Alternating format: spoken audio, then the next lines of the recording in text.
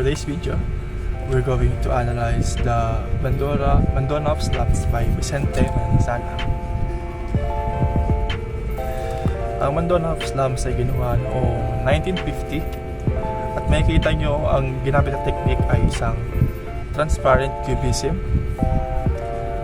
At naka-highlight dito yung babae at yung bata from the rural. And makikita nyo yung contrast ng color dun sa painting. Tapos makikita nyo rin yung shadow like hapon na yung painting, nasa hapon sila. Next is naka-highlight din yung bata at babae sa painting kung makikita nyo. Itong painting na to ay ginawa noong 1950 after nung Philippine at American War. Ang pinaparting ng painting na ito ay kahit anong mangyari sa buhay ay meron pag-asa, huwag ka lang susuko. At yung naramdaman ko sa painting na ito ay malungkot kasi dun sa setting ng painting is dark painting. Tapos makikita nyo yung hirap sa buhay ng mga panahon na yun, pero hindi, makikita mo pa rin yung pagmamahal ng mga magulang.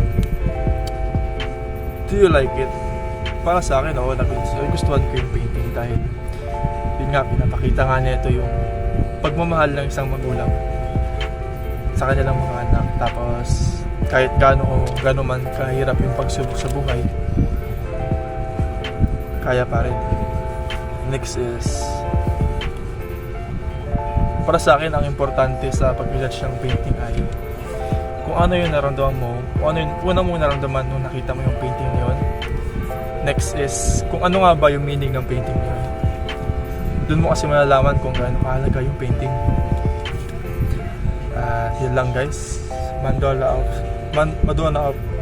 of the Slums by Vicente Manzana.